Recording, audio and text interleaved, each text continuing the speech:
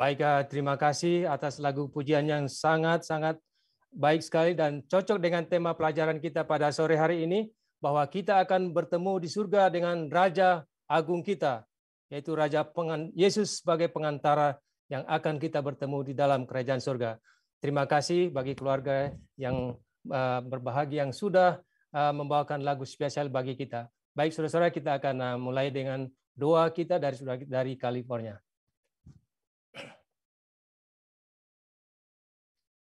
Boleh di-unmute,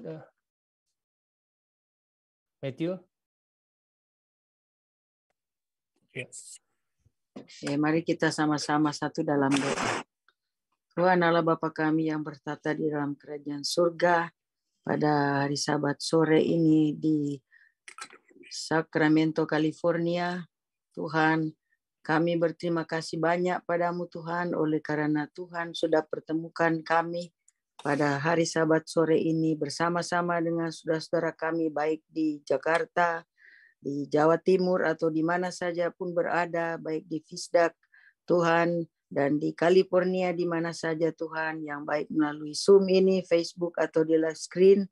Tuhan memberkati kami semua. Sebentar kami akan mendengarkan akan pembahasan firman Tuhan melalui sekolah Sabat ini. Tuhan, biarlah firman itu Tuhan dapat menguatkan iman kepercayaan kami semua, mendalam dan lebih mengerti, dan kami boleh tarafkan itu melalui kehidupan kami yang kurang ini Tuhan. Dan biarlah firman itu tidak lalu dengan sia-sia, melainkan itu boleh menjadi pedoman di dalam kehidupan kami, di dalam kami selalu setia padamu Tuhan.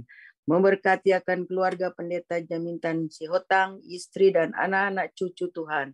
Biarlah Tuhan memberkati, mendidik akan anak-anak cucu dan terlebih anggota-anggota di sana yang dia pelayan di sana Tuhan. Biarlah Tuhan memberikan kesehatan dan kekuatan supaya semua misi dan visi pendeta jaminan ini semua bisa terjangkau. Tuhan Bapa dalam kerajaan surga, seberapa banyak kami yang hadir melalui Zoom ini, Tuhan memberkati juga semua kami umat Tuhan yang berada di mana saja. Tuhan memberkati kepada orang-orang yang sakit seperti pandemik ini Tuhan, biarlah semua makanan dan minuman yang mereka makan dan obat-obatan Tuhan, biarlah semua Tuhan pegang dengan roh-Mu yang suci Tuhan. Peganglah mereka satu persatu Tuhan, supaya mereka boleh mendapat kesembuhan asal daripadamu Tuhan yang mereka harapkan. Biarlah penyakit ini dapat lewat dengan segera. Tuhan Bapa dalam kerajaan surga, kami mau berdoa untuk umat-umat Tuhan di seluruh permukaan bumi ini. Biarlah pekerjaan, ministri-ministri di mana saja berada Tuhan, baik di Amerika sini maupun di negara kami di Indonesia.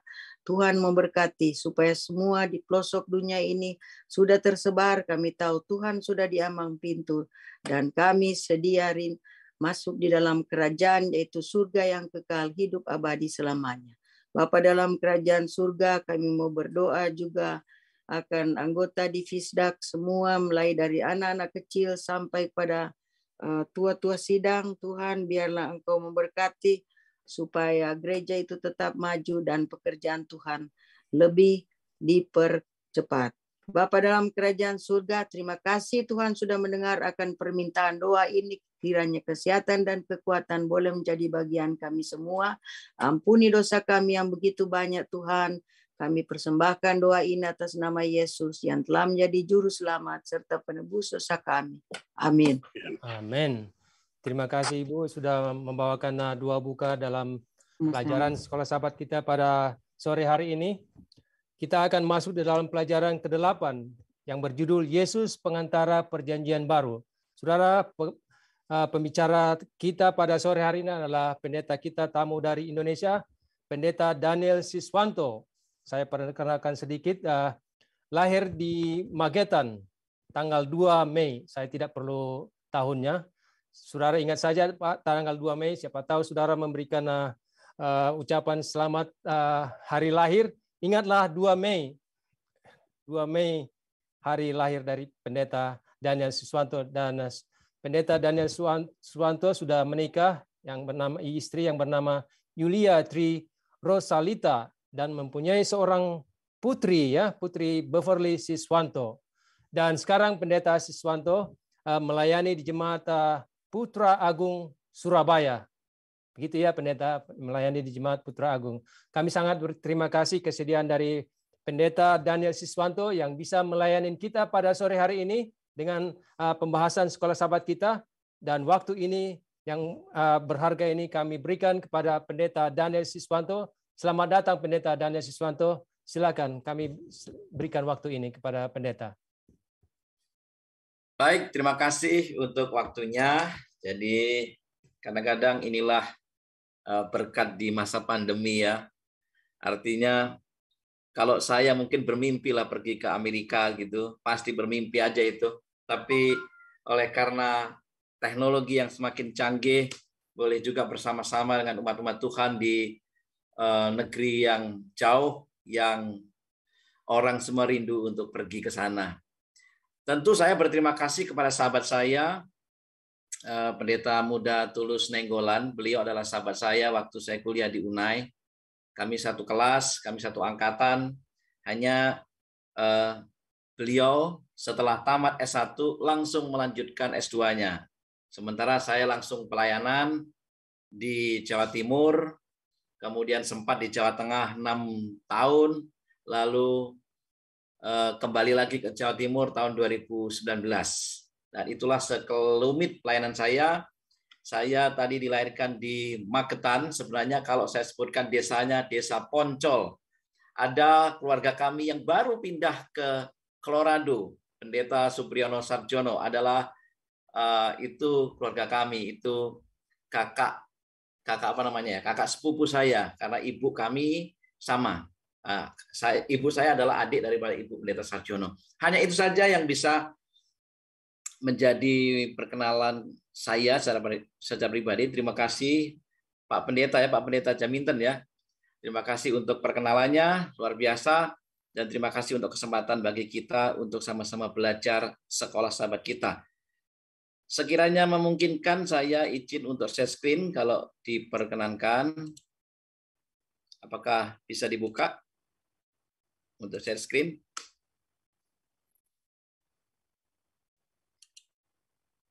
Host, bisa ditolong misalnya, mungkin untuk saya bisa share screen. Ya, sementara kita menunggu, kita telah tiba di pelajaran yang ke-8, dan ini adalah pelajaran yang baru. Oke, terima kasih, saya sudah diizinkan untuk share screen. Nah, di pelajaran yang ke-8 ini, judulnya Yesus Pengantara Perjanjian Baru. Apakah sudah kelihatan? Sudah kelihatan ya? Ya. Lalu, ayat hafalan atau ayat intinya terdapat dalam Ibrani 8 ayat yang ke-6. Tetapi sekarang ia telah mendapat suatu pelayanan yang jauh lebih agung karena ia menjadi pengantara dari perjanjian yang lebih mulia yang didasarkan atas janji yang lebih tinggi. Inilah ayat inti yang sepanjang minggu ini akan kita pelajari, yang menekankan bahwa Tuhan kita, Yesus ini, menggenapi atau menyatakan menjadi sesuatu yang lebih tinggi daripada perjanjian-perjanjian yang telah dibuat sebelumnya. Nah, ayat-ayat yang nanti kita perlu selidiki, ini di dalam buku pelajaran sekolah sahabat kita, ya, Ibrani pasal 7, Ibrani pasal 8, Yeremia 31, Ibrani 8 ayat 1 sampai dengan 6, Keluaran 24, Yeskel 36, dan seterusnya. Nanti silahkan dibuka dan dipelajari, karena ini adalah ayat-ayat sepanjang minggu ini. Khusus di pembukaan ini, saya akan bacakan dulu, kemudian saya akan berikan beberapa keterangan awal. Ini adalah bacaan di buku sekolah sahabat kita. Dengan menjalani hidup yang sempurna, dan kemudian dengan mati menggantikan tempat kita, Yesus menengahi perjanjian baru yang lebih baik antara kita dan Allah. Melalui kematiannya, Yesus membatalkan hukuman mati yang dituntut oleh pelanggaran kita dan memungkinkan perjanjian baru. Nah, kita menarik di sini bahwa kehidupan Yesus adalah sebuah kehidupan yang sempurna. Karena itu, ia menggantikan kehidupan yang tidak sempurna atau janji yang tidak sempurna. Nanti kita akan lihat keterangan lebih lanjut. Kebenaran ini dijelaskan dalam Ibrani 10 ayat 5 sampai dengan 10 yang mengidentifikasi Yesus sebagai yang telah menyatakan ketaatan sempurna yang dituntut oleh perjanjian. Jadi perjanjian itu menuntut ketaatan yang sempurna, dan akan sangat tepat sekali kalau yang melakukannya adalah sesuatu yang sempurna, pribadi yang sempurna. Ini merujuk pada Mazmur 40, aslinya mengacu pada keinginan Daud untuk memberikan ketaatan total kepada Tuhan. Mazmur 48-9 dikatakan, sungguh aku datang dalam gulungan kitab, ada tertulis tentang aku. Aku suka melakukan kehendak-Mu, ya Allahku. Taurat-Mu ada dalam dadaku. Nah, atas dasar inilah sebenarnya perjanjian ini, maksudnya gambaran yang sama digambarkan oleh Daud, bahwa Daud ingin memberikan ketaatan yang total, yang sempurna. Tapi pertanyaannya, bisakah Daud? Ya, sebagaimana kita tahu bahwa Daud adalah manusia yang sama seperti kita, manusia yang berdosa. Bahkan untuk keinginan mempersembahkan bait suci aja, kerinduan membangun bait suci saja, Daud tidak diizinkan. Daud hanya mempersiapkan segala sesuatunya. Yang membangun adalah anaknya, Salomo. Ini menunjukkan bahwa ketaatan total yang dirindukan Daud bisa tergenapi melalui pribadi Yesus. Mazmur ini mengungkapkan kondisi perjanjian Allah dengan Israel. Ketaatan yang menyenangkan dan hukum yang tertulis di dalam hati. Ulangan 6 ayat 4 sampai dengan 6. Tetapi apa yang Daud hanya ingin lakukan. Nah, ini dia. Sekolah sahabat kita menulisnya. Tetapi apa yang Daud hanya ingin lakukan, Yesus telah menyelesaikannya. Bagi Paulus, Mazmur ini memiliki arti khusus dengan inkarnasi Yesus. Yesus mewujudkan ketaatan perjanjian baru. Dia adalah teladan kita. Kita telah diselamatkan bukan hanya karena kematiannya, tetapi juga karena ketaatannya yang sempurna. Ini adalah pelajaran sekolah sahabat kita yang tertulis di buku kita. Lalu disinggung tadi adalah Ibrani 10 ayat 5 sampai dengan 10. Saya akan bacakan untuk Ibrani 10 ayat 5 sampai 10 karena disinggung tadi tentang perjanjiannya, tentang kondisi yang melatar belakangi perjanjian yang baru ini. Ya. Karena itu ketika ia masuk ke dunia, ia berkata, korban dan persembahan tidak engkau kehendaki, tetapi engkau telah menyediakan tubuh bagiku. Kepada korban bakaran dan korban penghapus dosa engkau tidak berkenan. Lalu aku berkata, sungguh aku datang. Dalam guluman kitab ada tertulis tentang aku untuk melakukan kehendak-Mu, ya Allahku. Di atas dia berkata, korban dan persembahan, korban bakaran, dan korban penghapus dosa tidak engkau kehendaki, dan engkau tidak berkenan kepadanya, meskipun dipersembahkan menurut hukum Taurat. Dan kemudian katanya, sungguh aku datang untuk melakukan kehendak-Mu. Yang pertama ia hapuskan, supaya menegakkan yang kedua. Dan karena kehendaknya inilah, kita telah dikuduskan satu kali untuk selamanya oleh persembahan tubuh Yesus Kristus. Inilah dasar yang diangkat oleh kitab Ibrani tentang pengantara yang lebih baik. Pengantara perjanjian baru yang lebih tinggi daripada perjanjian yang dibuat sebelumnya. Nah, sebagai pandangan umum, ini yang kita sudah pelajari, ya, ini yang sudah kita pelajari, dan sebagai dasar saja bahwa perjanjian lama, dasar keimamatan hanya diberikan hanya orang Lewi yang bertindak sebagai pengantara. Kita tahu semua itu antara Tuhan dan orang Israel, ya. Jadi pengantaraan hanya diberikan kepada orang Lewi. Nah, kitab Ibrani berbicara tentang bagaimana Yesus diangkat menjadi imam besar menurut peraturan Melkisedek. Karena Yesus bukan berasal dari keturunan orang Lewi. Kita mengetahui Yesus keturunan daripada suku Yehuda. Nah, Paulus mengingatkan fakta bahwa Yesus bukan dari suku Lewi. Dia berasal dari suku Yehuda. Berdasarkan hukum keimamatan Lewi, Yesus tidak memenuhi syarat untuk melayani sebagai imam. Namun justru Yesus langsung diangkat menjadi imam besar oleh Tuhan sendiri. Ibrani 7:21 mengatakan, engkau adalah imam untuk selama-lamanya. Tidak heran kalau orang-orang Ibrani meragukan akan keimamatan Yesus. Karena memang Yesus dari suku Yehuda. Makanya dia menuruti peraturan Melkisedek. Nanti kita akan lihat siapa Melkisedek, atau latar belakang sedikitlah tentang Melkisedek. Walaupun ini kita sudah pelajari beberapa pekan sebelumnya. Paulus menegaskan bahwa perubahan keimamatan seperti itu dalam hukum keimamatan sudah tentu menuntun pada perubahan perjanjian. Karena oknum yang akan melakukannya berubah. Harusnya suku Lewi, kok ini bisa suku Yehuda melalui pribadi Yesus. Karena apa? Paulus mengatakan yang mengangkat langsung dari sorga, yaitu Tuhan sendiri yang mengangkat Yesus. Nah, menyangkut perjanjian. Perjanjian pertama adalah dengan orang Lewi, dan yang kedua dengan Kristus. Alasan perubahan total itu terjadi karena perjanjian lama tidak dapat membersihkan hati nurani dari dosa. Tadi dikatakan di dalam Ibrani pasal 10 tadi, perjanjian yang lama itu liturginya dengan korban. Tetapi itu tidak akan mampu memberikan atau membersihkan hati ini dari dosa. Korban tidak, sahabat yang lalu kita pelajari bahwa korban tidak akan mampu menggantikan atau menghapuskan dosa.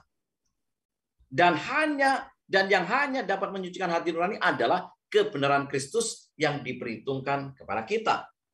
Pengorbanan hewan itu menunjuk ke depan kepada Kristus, anak domba Allah yang menghapus dosa dunia. Jadi perjanjian yang lama dilambangkan dengan korban-korban, dan perjanjian lama itu tidak mampu menggantikan atau menghapus dosa. Lalu dibuatlah perjanjian yang baru, yang lebih tinggi. Karena sejatinya, walaupun sebenarnya perjanjian ini sama ya, tapi menggenapi atau melengkapi atau meneguhkan dalam bahasa yang lain ya. Nah, sedangkan di Perjanjian Baru yang berperan itu bukan hanya seorang mediator, negosiator atau saksi, tetapi seorang penjamin yang telah menjamin bahwa janji-janji perjanjian itu akan dipenuhi. Maka itu akhirnya dalam Perjanjian Baru ini hukum Allah diletakkan atau ditaruh di dalam hati manusia. Demikianlah firman Tuhan. Aku akan menaruh hukumku dalam akal budi mereka dan menuliskannya dalam hati mereka. Ini menyangkut perjanjian. Ya.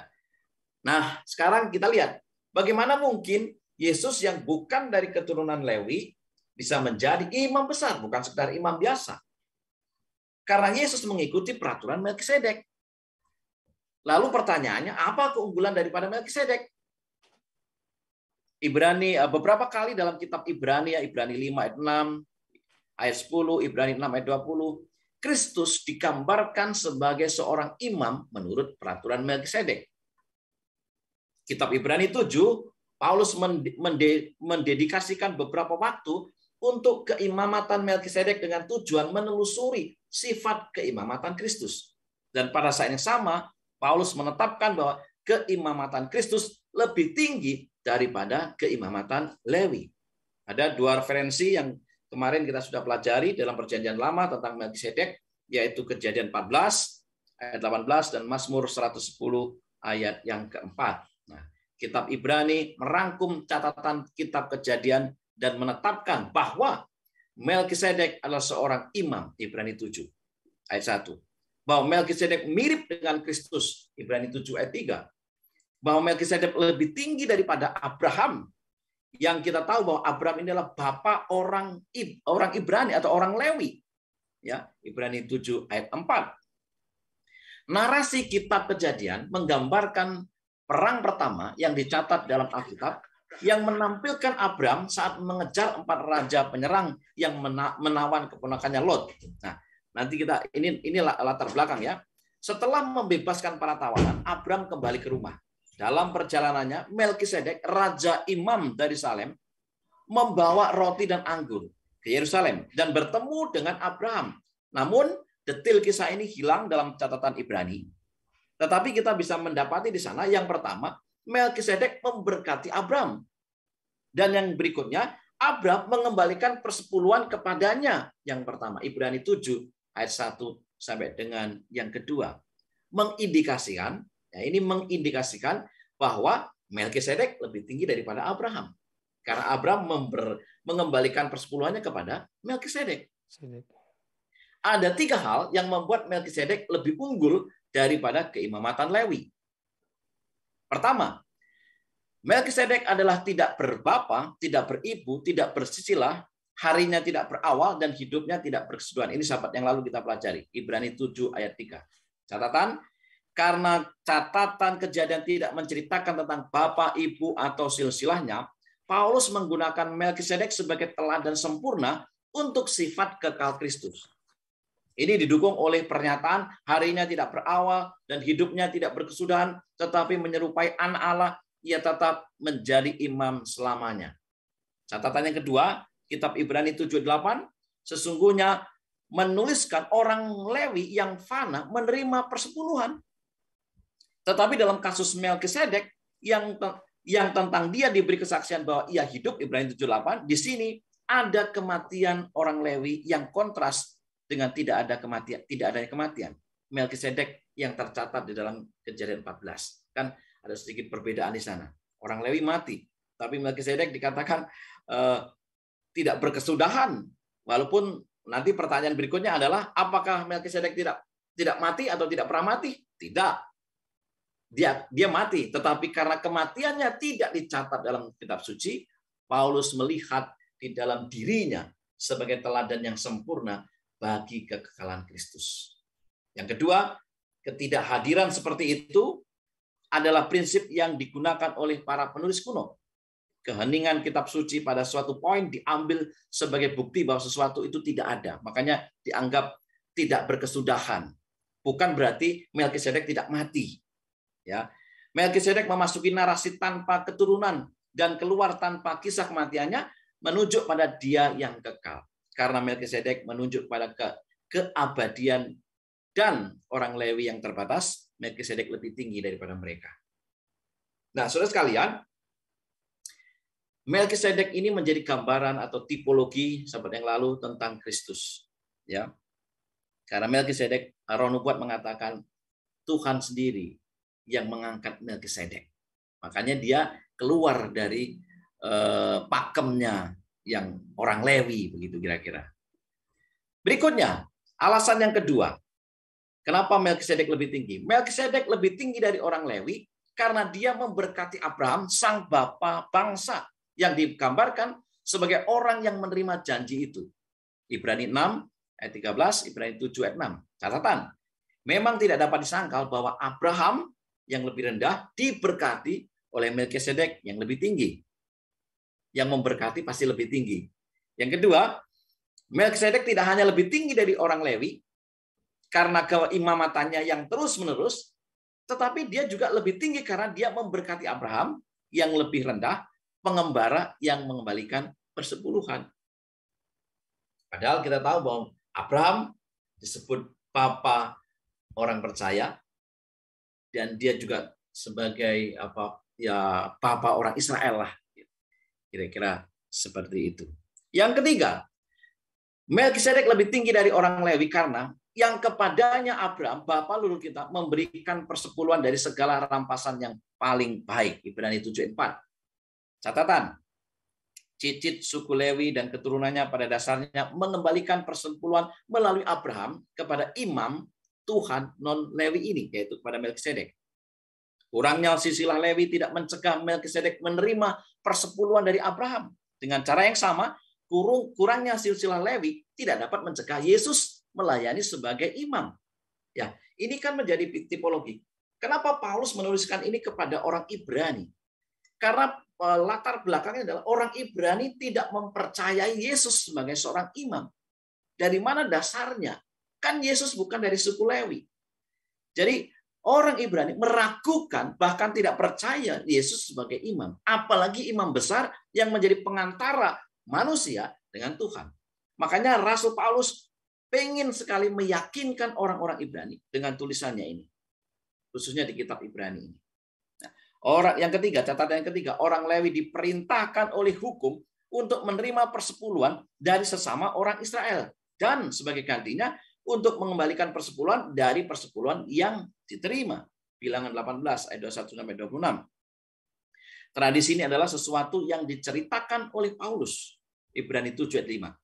Logika argumennya jelas, Melkisedek lebih besar dari Abraham, akibatnya dia harus lebih besar dari Lewi. Karena dia lebih besar daripada Abraham, maka secara logika dia lebih besar daripada orang Lewi. Kenapa? Karena orang-orang Israel memberikan persepuluhannya kepada Abraham. Abraham lalu memberikannya kepada Melkisedek. Lebih lanjut, keimamatan Melkisedek lebih besar daripada imamat Lewi. Jika itu benar, maka keimamatan Kristus lebih tinggi daripada imam manusia manapun di kemah suci atau bait suci duniawi. Oleh karena itu, dia disebut imam selama-lamanya menurut peraturan Melkisedek. Bapak Ibu yang dikasihi Tuhan, semua gambaran yang ditampilkan di Alkitab, apakah tentang keimamatan, apakah tentang bait suci, apakah tentang kerajaan-kerajaan, sejarah, semua sebenarnya menggambarkan peran daripada Yesus Kristus untuk menyelamatkan, menebus manusia. Termasuk di dalam salah satunya adalah masalah keimamatan ini. Singkatnya, Melkisedek lebih tinggi dari orang Lewi karena keimamatannya yang berkelanjutan. Dia memberkati Abraham, nenek moyang orang Lewi, dan orang Lewi mengembalikan persepuluhan ke Melkisedek melalui Abraham.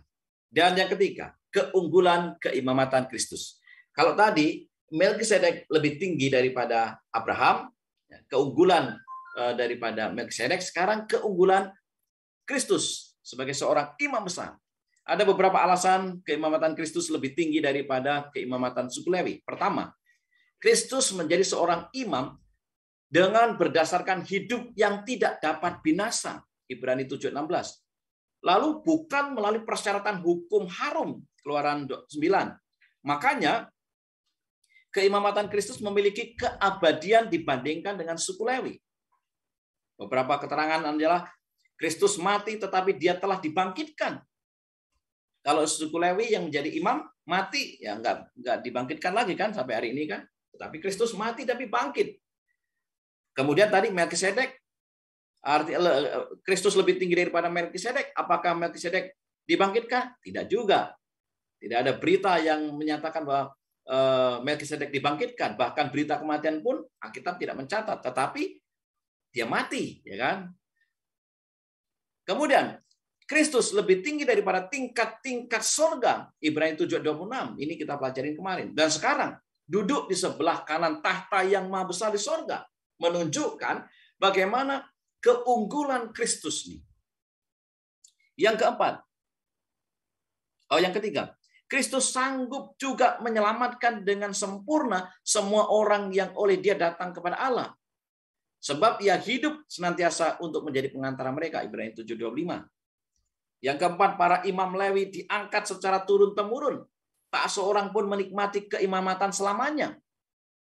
Karena mereka dicegah oleh maut untuk tetap menjabat sebagai imam. Jadi ada batasnya untuk orang Lewi. Tetapi bagaimana dengan Kristus? Yang kelima, sebaliknya Kristus.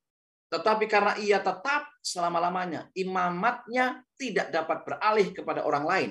Dan ia hidup senantiasa untuk menjadi pengantara mereka. Ibrani 7:25. Kristus digambarkan oleh kitab Ibrani sebagai seseorang yang terus selamanya mampu untuk sepanjang waktu untuk menyelamatkan dan selalu hidup. Ini menarik. Oleh sebab itu keunggulan daripada keimamatan Kristus sangat jelas. Kedua, keimamatan Kristus dikukuhkan sebagai seorang imam oleh Allah melalui sumpah, bukan sekedar diangkat oleh imam. Misalnya saya mau pensiun, lalu saya menyerahkan kepada anak saya yang akan menggantikan keimamatannya. Ya. Tapi Kristus berbeda. Tuhan telah bersumpah dan ia tidak akan menyesal. Engkau adalah imam untuk selama-lamanya. Jadi Kristus dikukuhkan sebagai imam, sebagai seorang imam oleh Allah sendiri. Ya. Sumpah adalah janji yang kusyuk, seringkali membangkitkan kesaksian ilahi. Karena Tuhan tidak dapat bersumpah dengan kuasa ilahi yang lebih besar ketika dia berjanji kepada keturunan Abraham. Ia bersumpah demi dirinya sendiri. Mengatakan, sesungguhnya aku akan memberkati engkau berlimpah-limpah dan akan membuat engkau sangat banyak. Tuhan bersumpah, saudara. Sedangkan kita bersumpah aja, itu sudah sangat berat secara nilai. Secara pertanggungjawaban. Apalagi Tuhan sendiri yang bersumpah. Yang kedua, kepada generasi keluaran, Tuhan bersumpah, mereka tak akan masuk ke tempat perhentianku. Ibrani 3 ayat ke-11, dan apa yang terjadi? Apakah ada yang masuk? Tidak ada. Kecuali siapa? Kecuali Kaleb dan Yosua dan generasi yang berikutnya. Yang 20 tahun ke bawah. Ketika Tuhan bersumpah, dia akan dengan setia melaksanakan. Itulah mengapa Yesus menjadi jaminan dari suatu perjanjian yang lebih kuat. Ibrani 7:22. Yang lebih tinggi. Sebaliknya orang Lewi dilantik menjadi imamat dengan perintah ilahi, bukan dengan sumpah. Jadi Kristus lebih tinggi daripada mereka. Dan yang ketiga, keimamatan Kristus lebih tinggi daripada keimamatan suku Lewi karena dia sempurna secara moral. Para imam dari garis keturunan Harun berkorban setiap hari, meskipun pada akhirnya tidak efektif. Menurut Ibrani 10 ayat 1-4. Kenapa? Karena memang korban tidak bisa menggantikan atau menebus dosa. Korban hewan tidak bisa menebus dosa. Karena mereka mempersembahkan korban terlebih dahulu untuk dosa mereka sendiri sebelum mereka mempersembahkan korban untuk orang lain. Jadi ada 2 kali pengorbanan, untuk dirinya sendiri dan untuk orang lain. Tetapi korban yang efektif, ya, yang kita pelajari 2 sahabat yang lalu dikatakan korban yang efektif adalah Kristus. Kenapa? Karena dia sendiri yang menjadi imamnya, dia sendiri juga korbannya. Jadi sangat lengkap. Nah, ini dia yang nomor 2 ya. Kristus mempersembahkan dirinya sekali untuk selamanya. Imam besar seperti Kristus ini cocok bagi kita karena ia yang saleh, tanpa salah, tanpa noda, yang terpisah dari orang-orang berdosa, dan lebih tinggi daripada tingkat-tingkat sorga. Jelas, Kristus lebih tinggi daripada suku Lewi. Dan yang ketiga, meskipun istilah-istilah keimamatan ini hampir sama, tetapi mereka memiliki nuansa yang sedikit berbeda. Kristus dipisahkan secara moral, tidak bersalah dan tidak ternoda oleh dosa. Sifat-sifat seperti itu membuat Kristus lebih tinggi dari garis keturunan Imam Harun atau lebih tinggi daripada keimamatan orang Lewi. Singkatnya, Kristus lebih baik daripada orang Lewi karena dia tidak berbuat dosa dan ia dikukuhkan dengan sumpah dan sempurna secara moral. Nah, itulah yang kita pelajari sepanjang minggu ini. Nanti dari hari Senin, Selasa, dan seterusnya kita akan lebih memperdalamnya. Ini hanya pendahuluan. Kenapa saya singgung beberapa hari sebelumnya atau pelajaran yang lalu? Karena memang inilah dasar daripada pelajaran kita tentang Yesus pengantara perjanjian baru. Perjanjian yang lebih tinggi karena diteguhkan oleh Allah sendiri. Oknumnya sebagai imam juga lebih tinggi, lebih mulia karena menggenapi, lebih efektif lagi ya, lebih efektif, lebih tinggi karena memang dia tidak berdosa, dia tidak ternoda dan cocok sebagai seseorang atau pengorbanan yang paling tinggi karena dia sendirilah korban anak domba itu. Inilah yang bisa saya sampaikan. Bila mana ada diskusi atau tambahan, sungguh sangat senang rasanya. Tuhan memberkati kita. Baik, terima kasih Pendeta Daniel Siswanto. Kita akan datang kepada mungkin ada pertanyaan atau tambahan dari para saudara-saudara. Waktu ini kami persilakan. Di sini saya sempat ada pertanyaan yang masuk dari Ibu Sulce. Ini pertanyaannya demikian. Kalau begitu Melkisedek saat ini berada di mana?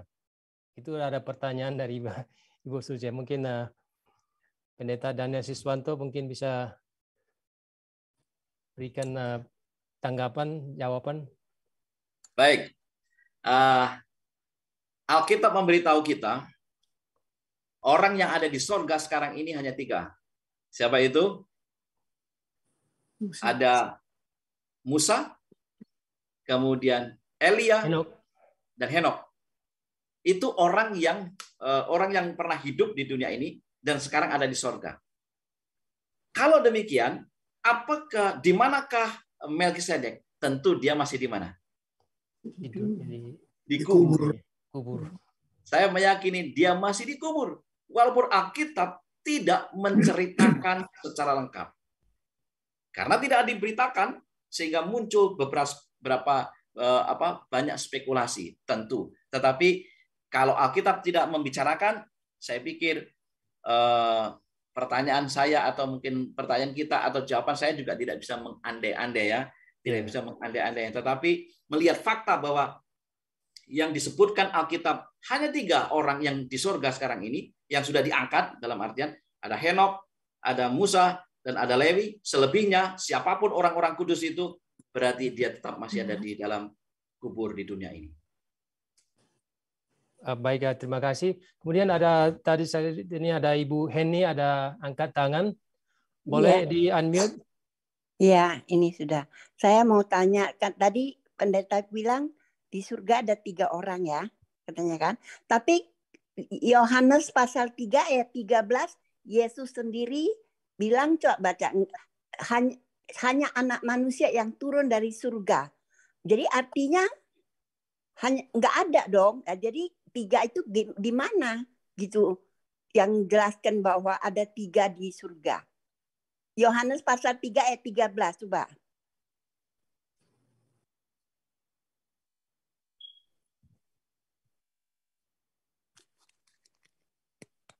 Saya bacakan Yohanes 3 ayat 13 ya Ibu ya. Ya. Tidak ada seorang pun yang telah naik ke sorga selain daripada Dia yang telah turun dari sorga, yaitu anak manusia. Nah, itu kan katanya 1. Jadi tadi kan pendeta bilang 3. Jadi ya saya tanya, di mana ayatnya yang mengatakan 3 gitu kan? Bukan gitu. Itu dibilangnya begitu kan? Ya. Oke, jadi ini pertanyaannya sangat bagus sekali dan saya pikir ini pertanyaan yang sangat detail ya. Yang sangat detail sekali. Terima kasih Ibu. Nah, mungkin sebagai gambaran begini. Kenapa saya sebutkan 3? Karena memang sejauh ini ada 3 orang ini yang sudah diangkat untuk di sorga. Lalu perlu kita tahu bahwa sorga itu sendiri ya itu sangat luas dan ada 2 bagian. Ada sorga dan ada juga tahta sorga. Ya, ada tahta sorga. Kayak seperti di zaman penciptaan. Ya, di zaman penciptaan itu ada Eden dan juga ada Taman Edennya. Dalam artian di Taman Eden sendiri itu ada tempat khusus di mana manusia bisa tinggal. Padahal sebenarnya Eden itu sangat luas. Nanti ini pelajaran lebih jauh. Nah, sehubungan dengan Yohanes pasal 3 ayat yang ke-13 tadi dikatakan, tidak ada seorang pun yang telah naik ke surga selain daripada Dia yang telah turun dari surga, yaitu anak manusia. Berarti apakah ini tidak sinkron dengan apa yang Tuhan lakukan kepada Henokh, bahwa Henokh diangkat? Kalau misalnya ini tidak sinkron, berarti kan ada pertentangan di dalam Alkitab. Kalau ini terjadi pertentangan di dalam Alkitab, akan banyak kegaduhan teologis. Tetapi saya pikir ini tidak pernah bertentangan. Ya, kalau begitu, bagaimana cara melihatnya? Mungkin fokusnya yang perlu kita rubah. Sudah pasti nih, Henokh ada di surga, Musa ada di surga, Elia juga diangkat ke surga. Tempatnya di mana? Kita nggak tahu. Pokoknya di surga. Ya, Alkitab dikatakan surga. Mungkin referensinya kalau misalnya tidak menemukan di Alkitab bisa cari kita Roh Nubuat. Tapi tempatnya di mana? Buktinya apa? Ada ayat-ayatnya yang mengatakan mereka diangkat ke surga. Tapi ayat ini mengatakan tidak ada seorang pun yang telah naik ke surga selain daripada Dia yang telah turun dari surga. Berarti hanya Yesus hanya Yesus yang di surga dan Dia yang turun. Apakah tidak sinkron? Sebenarnya sinkron. Tapi apakah fokusnya sama? Nah, ini yang mungkin kadang-kadang kita perlu melihat dari sisi sebelah mana. Misalnya satu gelas ini kan ada sisi kanan, sisi kiri, ya. Kadang-kadang saya melihatnya dari sisi sini, oh ada gambar ini ya, ada gambar Mickey Mouse di gelas itu. Tapi orang yang melihat dari sebelah sana, sisi sebelahnya nggak ada tuh, bersih-bersih aja, padahal isinya tetap sama. Saya pikir ayat ini tidak mengkontradiksi dengan fakta bahwa Musa, Henokh, dan juga siapa tadi? Elia telah diangkat di surga. Itu mungkin jawaban saya. Kalau silakan mungkin bisa memberikan tanggapan. Ada Pak Pendeta Alex Rantung. Mungkin boleh menambahkan. Pendeta Alex Rantung boleh kalau ada tanggapan tambahan Pendeta. Oh, buat saya itu sudah sangat jelas. Jadi kalau kita mau lihat apa yang dikatakan hanya Yesus yang turun dan naik, itu berbicara mengenai siapa? Yaitulah Allah yang menjadi manusia, menjelma menjadi manusia. Jadi kita melihat secara keseluruhan Fatsal itu yang menyatakan hanya Dia. Tetapi Alkitab mengatakan 3 orang ini, 2 mati lalu dibangkitkan, dan 1 hidup yang datang ke dunia dari surga. Jadi kita melihat Alkitab itu, kita melihat secara keseluruhan. Jangan hanya berpegang kepada 1 ayat itu.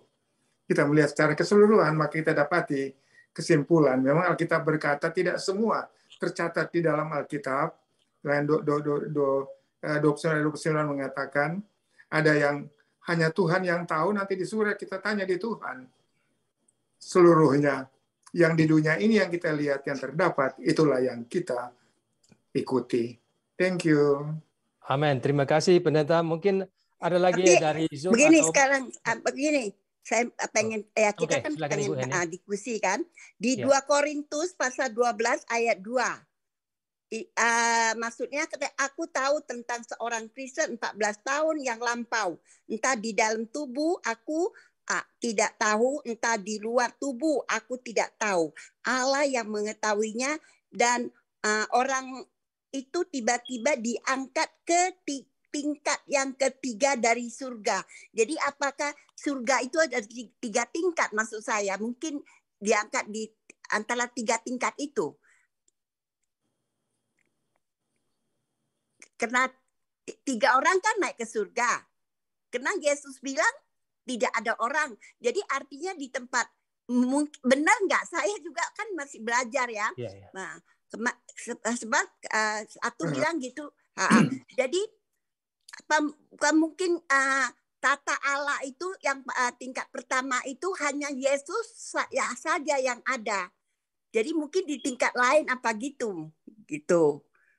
Oh, itu tujuan tingkat 3 ini bumi kita tingkat pertama. Di atas dari bumi ada, lalu surga yang ketiga. Itu tuh poinnya di dalam ayat itu. Yeah. Bukan surga itu ada tiga tingkat. Surga itu bagian yang terakhir. Kita di bumi yang pertama, tingkat yang pertama. Yeah. Thank you. Baik, mungkin sudah terjawab. Mungkin masih ada lagi yang saudara yang dari Zoom atau mungkin dari live stream ada Matthew. Udah nggak ada dari live stream. Oke. Kalau tidak ada, karena ini masih dalam pendahuluan, mungkin kita akan belajar dari hari per hari, akan lebih detail. Kalau tidak ada, nanti kita akan pertanyaan kembali dalam besok malam. Dan pada saat ini kita akan masuki session yang kedua, yaitu mengenai kesaksian atau hal-hal yang perlu didoakan. Mungkin saudara-saudara yang perlu dari Zoom dulu, mungkin ada yang perlu kesaksian atau yang perlu didoakan, boleh mengusulkan atau supaya kita doakan pada saat ini.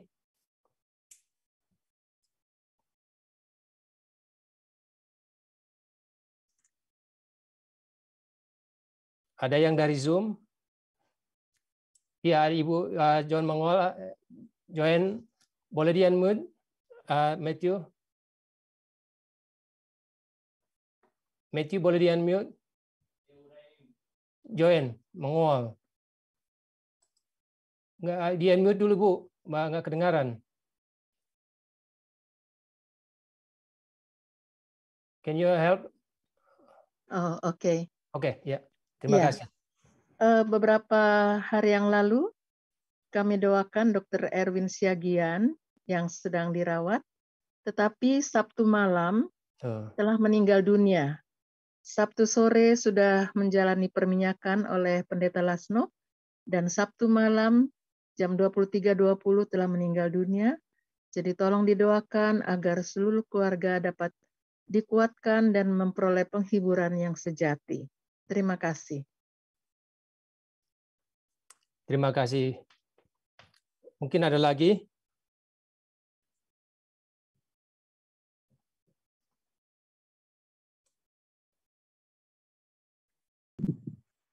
Saya satu, Pak.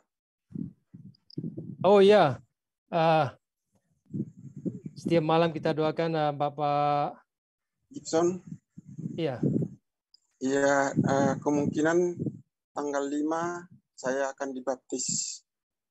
Jadi mohon didoakan supaya semua berjalan lancar. Tanggal 5 bulan Maret? Iya Pak. Oke. Itu ya, Pak Gibson Tambu Bolon. Iya, kebetulan di situ tanggal 4 saya ulang tahun. Jadi saya akan mendapatkan besoknya ya. Iya, mendapatkan hadiah terbesar dalam hidup saya. Terima kasih. Kita selalu dengar didoakan Pak Gibson. Baru sekali ini saya bisa berbicara langsung. Oke. Terima kasih, kita akan doakan. Mungkin ada lagi yang dari live stream, Matthew? Dari live stream, dari Ibu Weni De Stefano, tolong doakan papa saya yang sakit di rumah sakit. Iya, bapaknya. Terus ada beberapa silent prayer dari Ibu Tina, ada silent prayer dari Angel Louis, dan Claudia Cynthia. Ya.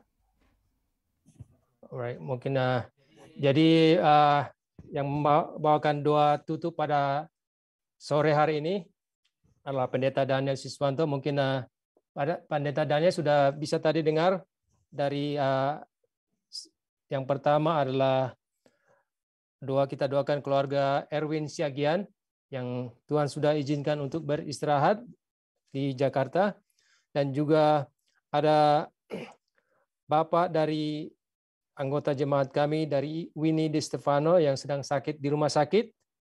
Kemudian kita baru saja dengar dari Bapak Gibson Tampu Bolon bahwa baptisan yang akan dilaksanakan tanggal 5 Maret dan 4 Maret adalah hari ulang tahun dari Bapak Tampu Bolon.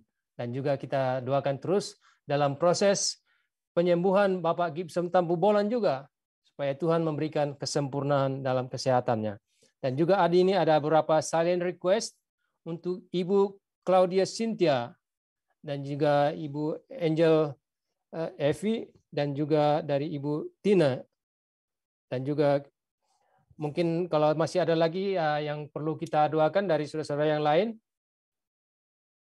Dan juga mungkin kita sisipkan dalam doa perjalanan pulang dari beberapa dari jemaat Fisdak yang pergi ke Colorado menghadiri ada acara funeral, termasuk pendeta jemaat Pendeta Stephen Rantung, dan juga perjalanan dari beberapa tim media ministry kami yang sedang mengadakan vacation yang akan berangkat malam ini. Mereka sudah di airport, termasuk Pendeta Tulus Nainggolan dan operator IT kita Elisa Siregar dan teman-temannya mereka mengadakan perjalanan ke California.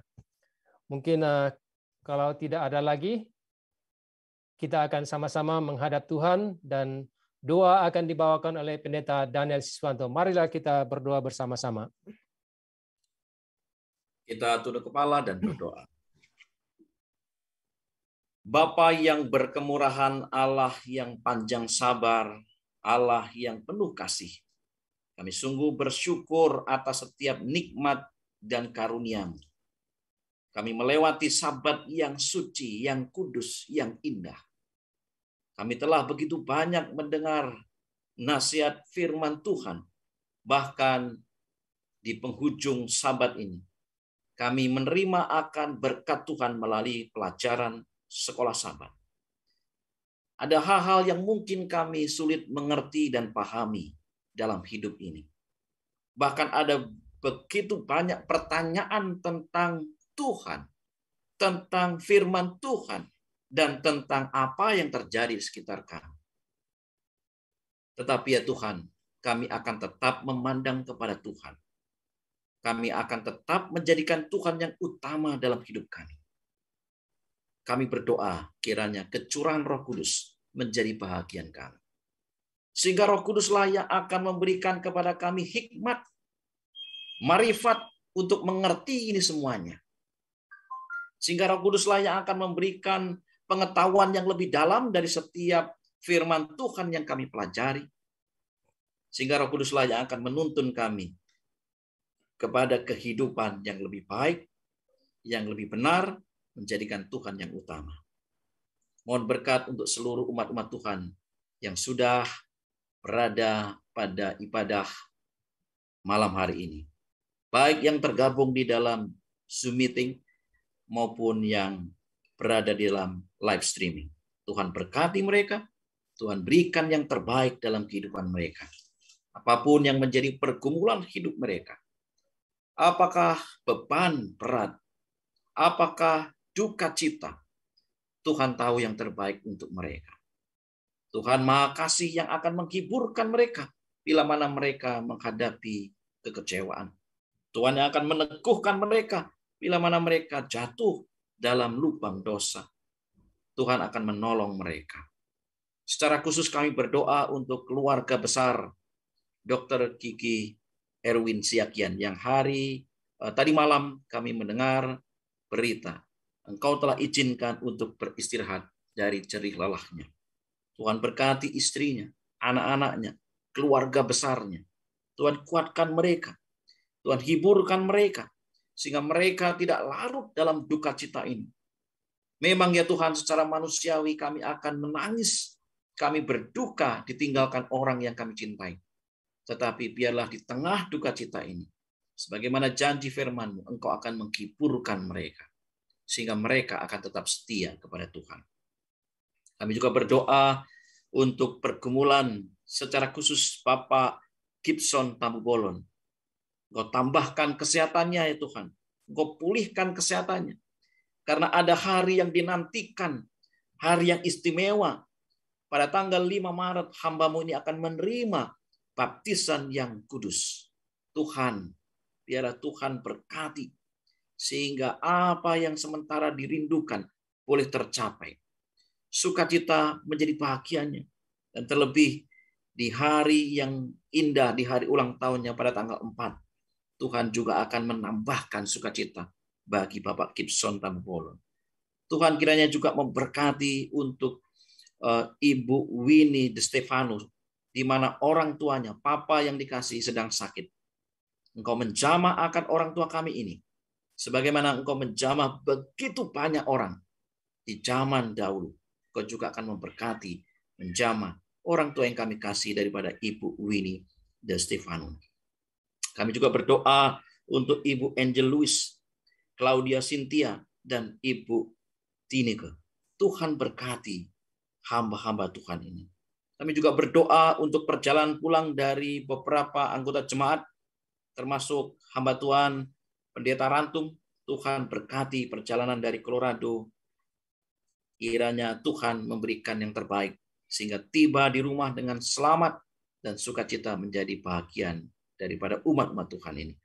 Kami juga berdoa di dalam tim multimedia Fisdak menuju California. Biarlah Tuhan memberkati akan rencana-rencana mereka. Apapun yang mereka lakukan, biarlah itu mendatangkan sukacita dan menjadi kemuliaan bagi nama Tuhan. Sehingga pekerjaan Tuhan ini akan semakin disebarluaskan melalui multimedia yang bisa menjangkau jauh ke tempat-tempat yang mungkin secara fisik kami tidak bisa jangkau. Tuhan berkati akan tim multimedia ini dengan pelayanan yang lebih baik. Berkat Tuhan, pekabaran kebenaran bisa diterima atau dijangkau begitu banyak orang. Terima kasih ya Tuhan. Bila mana ada hal-hal yang belum sempat kami sampaikan, pergumulan-pergumulan hidup kami, pertanyaan-pertanyaan yang sulit kami temukan di dunia ini, Tuhan, kiranya Engkau berikan kami hikmat, teguhkan kami, kuatkan kami, agar kami tidak kehilangan iman kami kepada Tuhan. Terima kasih ya Tuhan, dan kiranya dengan segala kerendahan hati kami memohon akan pengampunan Tuhan. Apakah kata-kata kami, apakah pikiran kami, bahkan perbuatan kami yang menyakiti sesama kami dan menyakiti Tuhan, mendatangkan dosa, kiranya Tuhan berkenan mengampuninya. Terima kasih ya Tuhan, inilah doa dan harapan kami. Mohon berkat untuk seluruh kami yang sudah hadir pada malam hari ini. Dalam nama Yesus kami berdoa. Amin. Amin. Baik, terima kasih kepada Pendeta Daniel Siswanto yang sudah melayani kita pada sore hari ini. Dari jemaat kami, Jemaat Fisdak, mengucapkan banyak terima kasih dan sampaikan salam kami dari Jemaat Fisdak kepada jemaat yang Pendeta Daniel Siswanto layani, Jemaat Putra Agung di Surabaya. Kiranya Tuhan memberkati juga keluarga dan juga jemaat pelayanan jemaat di Putra Agung Surabaya. Oleh sebab itu kami mengucapkan terima kasih juga kepada saudara-saudara yang sudah mengakses acara ini. Perlu saudara-saudara ketahui bahwa Tuhan telah memberkati media ministry ini dari media ministry sudah bukan seperti laporan tadi bahwa acara ini telah di-view sekitar 1,2 juta orang. Padahal baru 2 tahunan kita aktif untuk untuk mengadakan media ministry, dan diakses dari 45 negara dan banyak yang subscribe dari berbagai negara yang non-Kristen.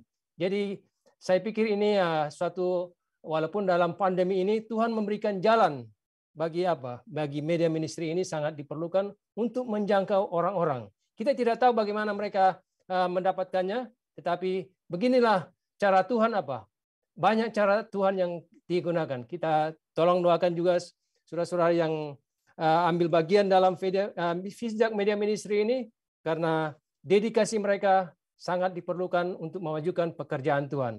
Saudara-saudara, kita tetap saling mendoakan. Terima kasih, dan bila mana ada pertanyaan-pertanyaan yang timbul setelah acara ini kita tutup, boleh dibawakan kembali pada besok hari supaya kita dapat dicerahkan oleh firman Tuhan yang akan dibawakan oleh Pendeta Stephen Rantung untuk besok lagi. Oleh sebab itu kami mengucapkan terima kasih kepada semuanya, dan terima kasih sekali lagi Pendeta Daniel Siswanto. Kiranya Tuhan memberkati pekerjaan saudara. Terima kasih, Tuhan memberkati.